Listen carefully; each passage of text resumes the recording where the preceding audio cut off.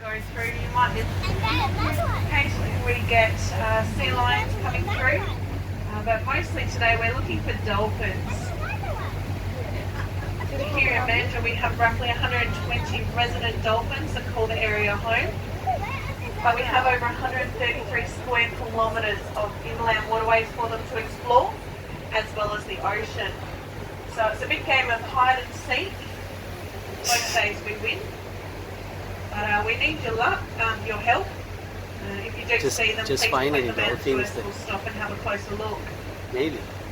Let's check in We are in luck with the birds at the moment.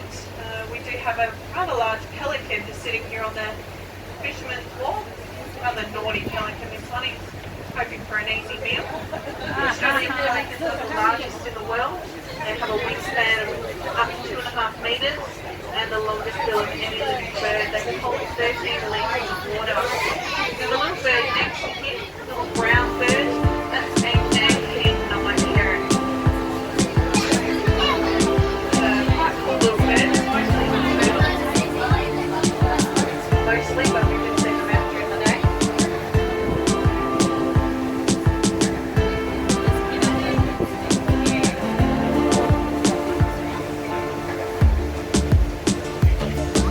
Bien, Madurah.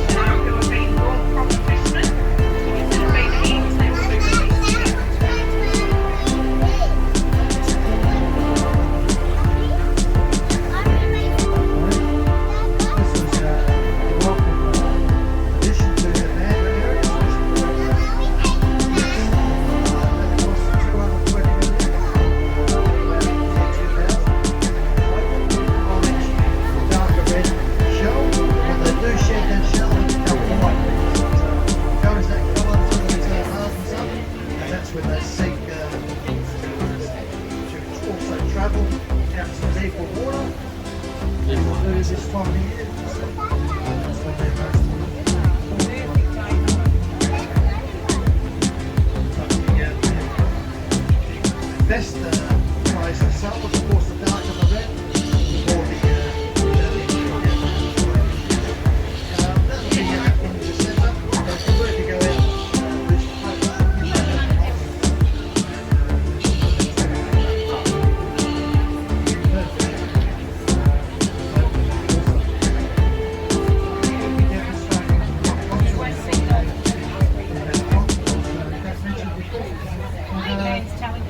the Dolphin Fairs, this is called. You see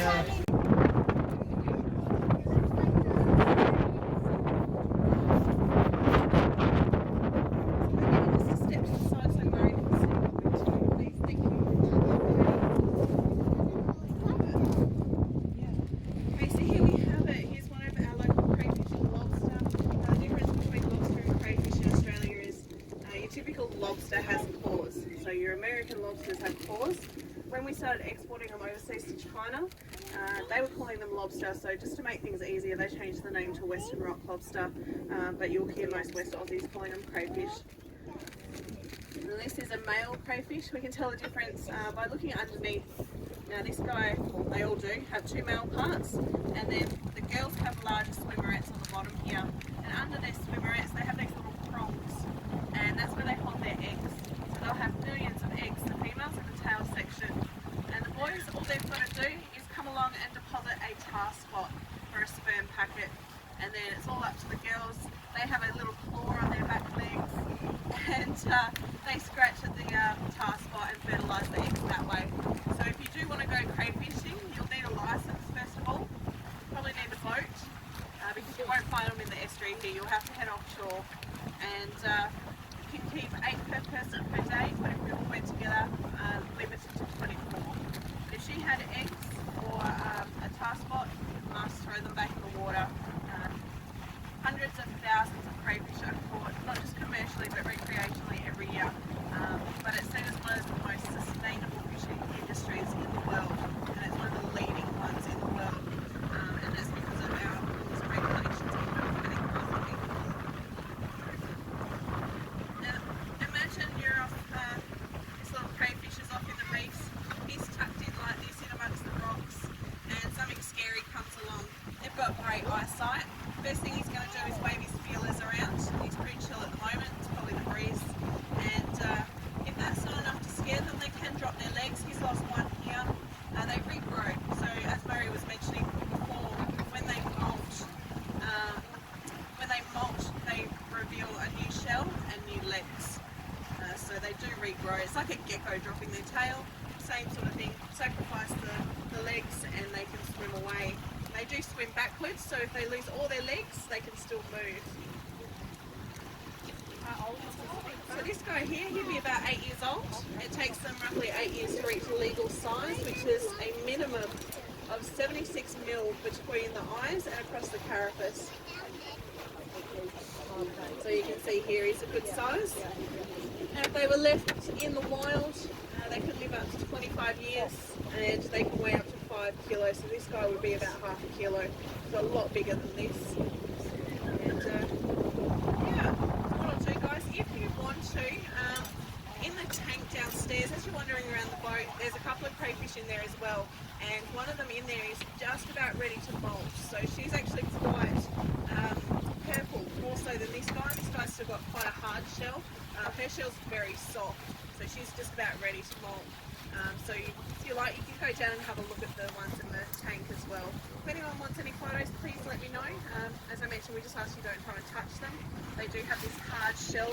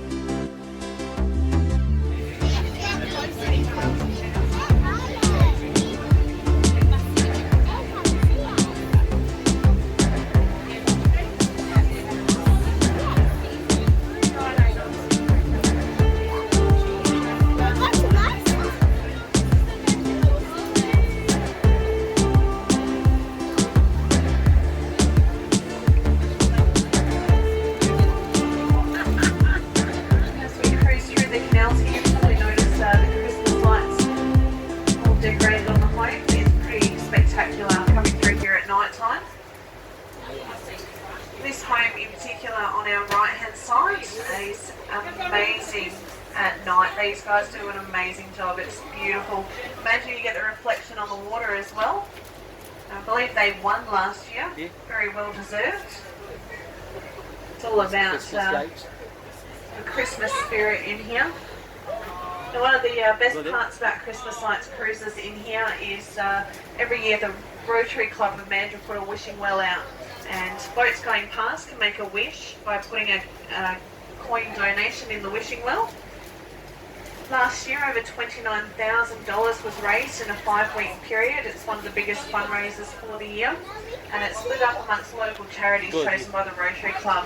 So I think last year there was Make-A-Wish Foundation, Women's Refuge, the Food Bank, disability groups. 1 year a little girl got a specialised wheelchair. So it's a great cause. If you do want to be a part of the Christmas festivities in the canals here, once again there's a few different options.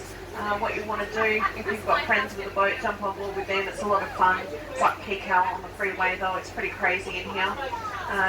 But why not let us take care of it for you? You can jump on board. We start cruises as of next Tuesday night, 1st of December right through to the 3rd of January. A lot of the 7:30 cruises have been fully booked. There's some availability at 7:30. Otherwise, we have availability at 8:45. There's a boat coming smaller. I do recommend making a booking as soon as possible because they are filling up very quickly. Yes. Now, we mentioned that this was once farming land. If you look over to the left, you'll notice the old limestone buildings that was once the Sutton's farm. Suttons were living here and using this